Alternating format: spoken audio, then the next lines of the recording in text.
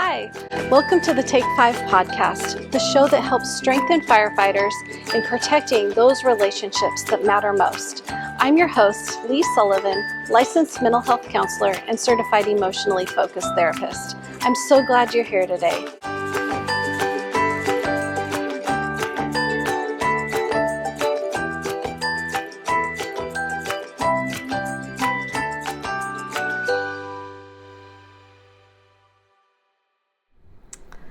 Hi, welcome to part 2 in a 3-part series on discovering your attachment style. Our attachment style or attachment bonds or the patterns how we attach is really important because it builds the foundation for resilience. Another way to say that is resilience is built upon the foundation of our attachment bonds. So we need to understand how we connect and conversely, how we disconnect from others. So I want to share with you a couple stories. First, the story of my oldest son. We took him trick-or-treating at a local mall one year. Much to my chagrin, I absolutely can't stand crowds, but we took him to trick-or-treating at some local mall, and he was just a little buddy. I don't know, 3 or 4 years old. He was really little, and it was very crowded, and he would run ahead and explore around him and maybe approach a person for a candy. But at some point he would look around, he'd stop in his tracks, look around, have a nervous look on his face, and look for his dad or myself. And so you could see that he felt a little anxious. He felt a little bit nervous. And he would immediately come running back, grab my leg, and just for a cuddle. And then very quickly, he would take off again. This ability to go explore his world, when he felt anxious, he knew he could come back to his secure attachment figure, me and Dad, my husband, and then he felt safe within himself to go explore again his own world. That is a secure based attachment. Story number 2. Our youngest son is adopted, and for the first time when we would introduce him to friends and family, he would go to them very easily and would not cry. And the people that would hold him, they just perceived him as such an easy baby, and he's such a good guy, and he was so easy. Well, him not crying when going to a stranger signified an insecure attachment bond. There should have been a difference between when his secure attachment figure, mom or dad, are holding him versus a stranger. They were our friends and family, but they were someone he had never met before, and honestly speaking a language he had never heard before.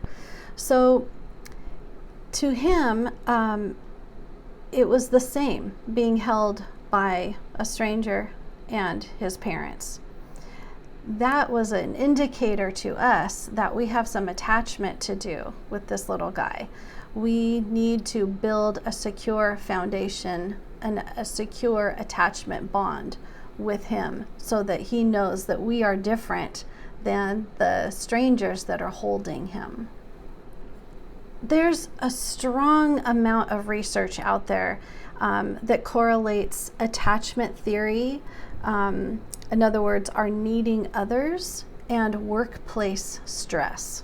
Okay, there was a study recently of 173 Midwest firefighters, and it revealed that avoidance and anxious attachment styles diminished their overall well-being, and it diminished their coping skills, in other words, their resilience, and it increased their workplace distress within the firehouse.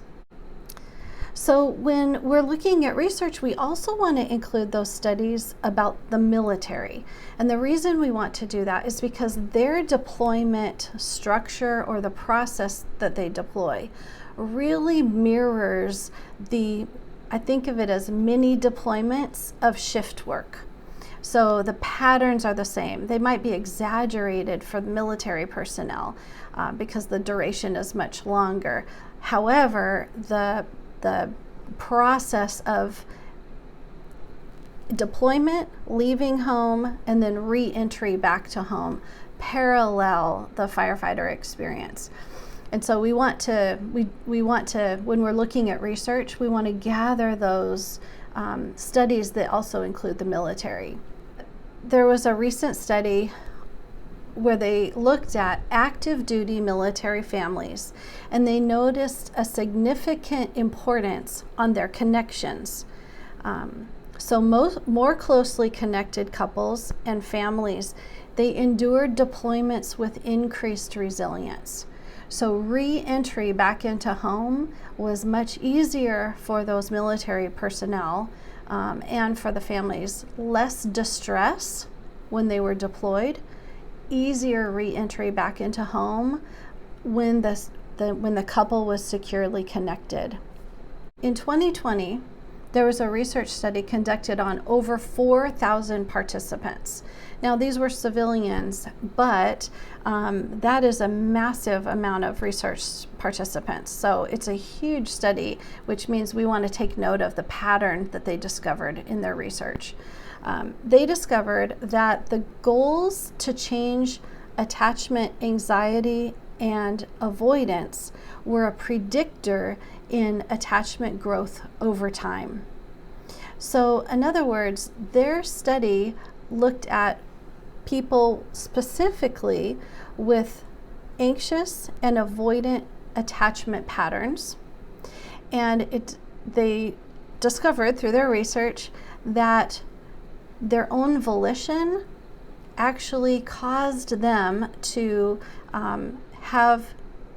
develop a secure attachment bond.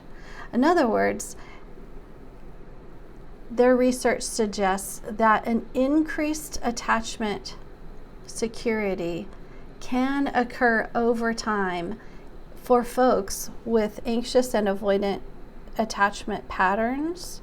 That if you want to make the change, if you want to increase your attachment and develop a secure form of attachment, you absolutely can over time.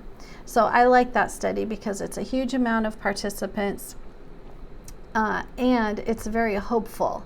It tells us that, once again, another research study, new, published 2020, shows us that if we want to develop a secure form of attachment, no matter where we start, no matter our childhood, no matter where we came from, what trauma we've endured, the difficult challenges that we've experienced in life, we can form a secure base of attachment at any developmental stage throughout our lifespan. That's tremendously hopeful. Let's continue our participant exercise from last session, where we were asking questions and just thoughtfully thinking through our responses to some questions about how we attach to others, and specifically what was formed in childhood. Okay? So if no one was safe, how were you comforted? Did you comfort yourself?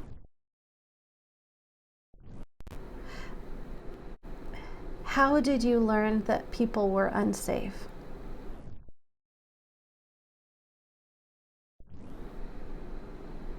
Did you ever turn to drugs, alcohol, sex, food, material things for comfort instead of turning to a person? How were feelings dealt with in your childhood? Were some feelings permitted while others were silenced or ignored or not allowed in your family home? Did you feel safe to share your emotions? Did you have a person in your life to help you process your emotions? Who did you turn to when you were sad, anxious, scared, or lonely? How was loss or trauma or discrimination or racism, how was that handled in your home? Who did you turn to for comfort, and what did they say, or what did this person do that was helpful or comforting to you? Forming secure attachments won't only help at home, but they'll help on the job. They'll help increase workplace well-being, overall well-being as a person. They help increase your positive coping skills. They increase your resilience to critical incidents, and they decrease workplace distress. But before we can form new and secure attachment bonds, we must first look at what we started with, how our attachment bonds were formed, what attachment bonds were formed, how were we taught about emotion and showing our vulnerable emotions, how we learned to ask for help, or did we learn to protect ourselves and not ask for help or comfort? We have to first understand and unpack the roots of our attachment bonds. Join me next week as we finish our 3-part series on attachment styles. And like always, all the references cited in today's episode are going to be listed in the episode notes. We're also going to list a link this week on an attachment inventory, an attachment styles inventory that you can do on your own, in addition to all the questions that we've gone through in the last 2 episodes. If you learned something useful on this podcast, please like us and subscribe so you don't miss out on future episodes. Also, if you have ideas for upcoming podcast content, topics that you'd really like to see us research and then produce an episode on, feel free to leave that in the comments. I'd love to hear from you and connect directly with you. Thank you so much for joining me, and I really look forward to our time next week. Be safe and be well. For a list of references used in today's episode, please visit our website at take5withlee.com. You'll also find more resources for first responders that have been vetted for cultural competence. Remember, what we see, we can change one feeling, one message, one conversation at a time. Thank you for joining me as we learn to tap into our emotion signals, which will ultimately build resilience, protecting and preserving those relationships that matter most. Be safe out there and be well.